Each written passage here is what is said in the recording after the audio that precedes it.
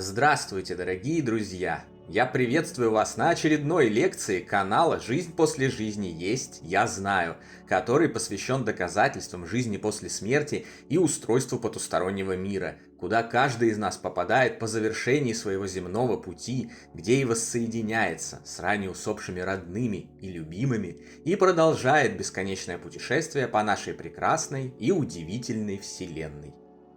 Если вам нравится то, что мы делаем, вы можете поддержать работу нашего канала донатом по ссылке в описании видео. Благодаря вашей поддержке наши ресурсы остаются бесплатными для всех. Большое вам спасибо! Сегодня мы поговорим о болезни под названием шизофрения, которая является следствием некорректного взаимодействия с потусторонним миром, и узнаем, как она легко и просто лечится при наличии знаний.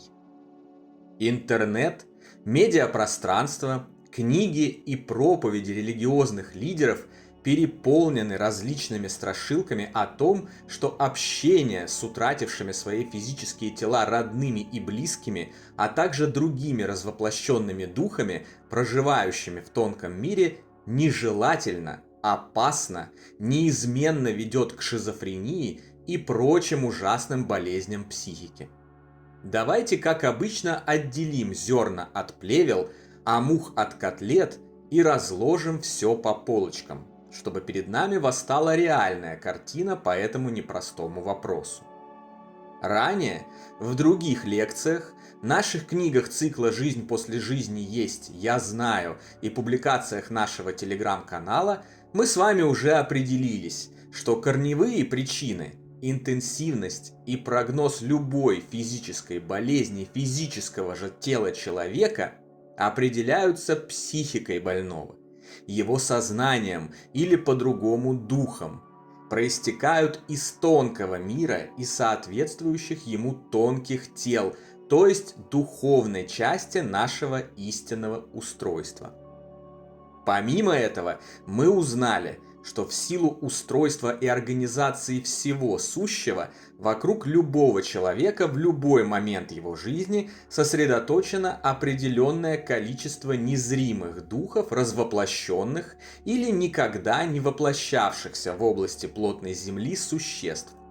Одни из них в стереотипных понятиях человеческого языка добры, другие злы, третьи нейтральны. У большинства из этих существ есть возможность влиять на других существ, населяющих мироздание, включая воплощенных людей, то есть нас с вами. Они и влияют, метафорически выражаясь, нашептывают в уши живущим, как им поступать, что делать, а чего не делать, в зависимости от состояния своего собственного духа, устремляя воплощенного человека по пути добра и развития или зла и деградации, а иногда просто безобидно подшучивая над ним. Слабые духом люди лучше поддаются таким влиянию и манипуляциям, сильные поддаются хуже или не поддаются вовсе. Одна из важных задач, с которыми мы пестуем и укрепляем наш дух на протяжении всей нашей вечной жизни, включая ее физические отрезки, как раз и заключается в обретении самодостаточности и независимости от любого влияния, тем более от влияния дурных и невежественных духов. Соединяя одно с другим, мы поймем, что духовные болезни также являются следствием процессов, происходящих в духовной части мироздания. Шизофрения – это следствие не самого общения с духом умершего человека в целом как такового, а зависимости биологического сознания живущего человека от того или иного духа с недобрыми целями или по случайности внедрившегося в это сознание, в свою очередь не сумевшее эффективно защититься от подобного внедрения. История исследований потустороннего мира знает немало примеров, доказывающих и подтверждающих это, в том числе экспериментально. Желающих лично получить такие доказательства я переадресую, например, к книге шведско-американского психиатра доктора Карла Викланда «30 лет среди мертвых». В этой книге исследователь на множестве конкретных случаев показывает, что духовные болезни в абсолютном большинстве случаев носят характер одержимости мертвым живого, и чаще всего одержимости случайной, а не намеренной. Огромное количество духов, утратив свои физические тела в силу отсутствия знаний о продолжении жизни за гранью земной, не понимают сути произошедшей с ними перемены, в результате чего зачастую оказываются притянуты к живым и внедрены в их сознание, а живые, в свою очередь, начинают испытывать серьезные проблемы из-за таких подселенцев. Доктор Викланд на протяжении нескольких десятилетий успешно решал проблемы подобных пациентов, которым не могли помочь врачи, использовавшие сугубо традиционные методы лечения. Обратите внимание, доктор Викланд прожил весьма долгую для стыка XIX и XX веков с уровнем их медицинского прогресса жизнь.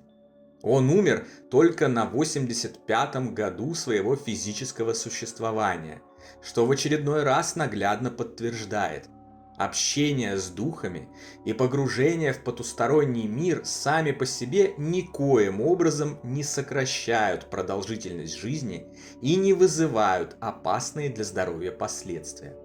Даже напротив, судя по всему, открытие более обширной картины сущего, осознание важности духовных ценностей, любви и добра приводит к улучшению состояния физического здоровья и увеличению количества прожитых на Земле лет.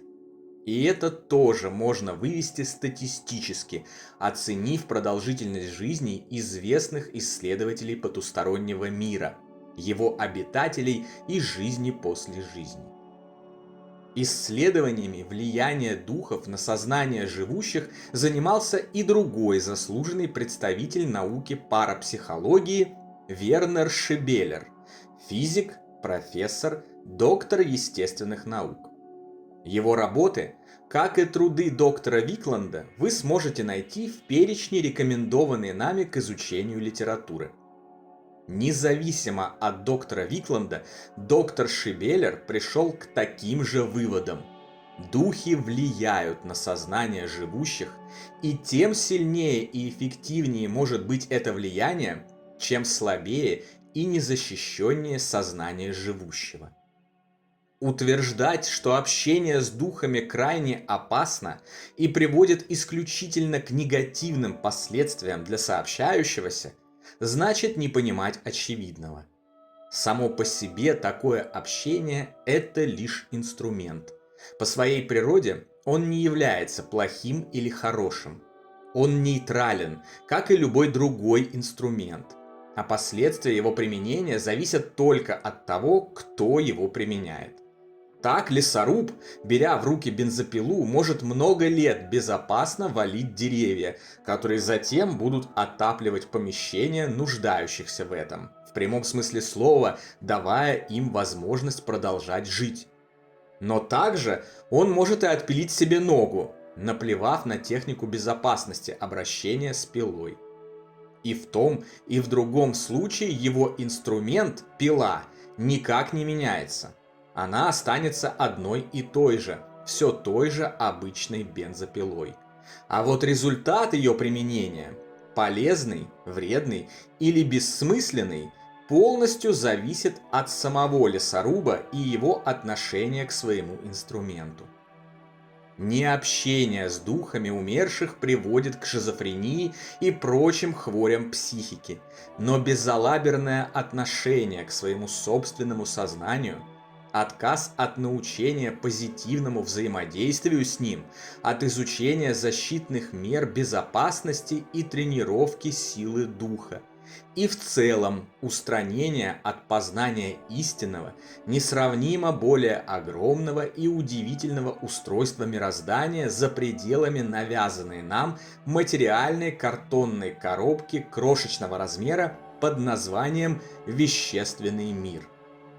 В этой тесной коробке нас всех все еще пытаются удержать заинтересованные силы, не давая возможности вырваться за ее пределы и обрести свободу, бесстрашие и спокойствие в уверенности, что нам абсолютно нечего бояться.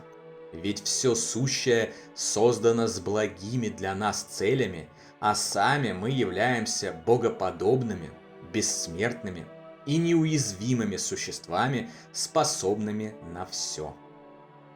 Из сказанного наглядно вытекает, что, во-первых, шизофрения является следствием некорректных настроек сознания и неправильного взаимодействия с существами из потустороннего мира. Во-вторых, ни в коем случае не является обязательным следствием интереса к потустороннему миру и общения с мертвыми. В-третьих, может быть успешно излечена посредством работы с духовной частью организма человека. Вместе с тем, огромной, трагической ошибкой было бы заявить, что все болезни, включая болезни психики, лечатся исключительно так называемыми нетрадиционными средствами, связанными только с духовной составляющей организма пациентов. Никогда не следует забывать, что в данный момент частью себя мы пребываем в плотном мире трех измерений. Но также не следует забывать и о том, что другой своей частью мы остаемся в мире духа. То есть мы одновременно принадлежим сразу двум мирам. Отсюда перед нами в полный рост встает логичный вывод, подтверждающийся многочисленными наблюдениями и интуитивными ощущениями. Исцеление любой болезни максимально эффективно достигается использованием методов лечения обоих миров – традиционной земной медицины и медицины духовной.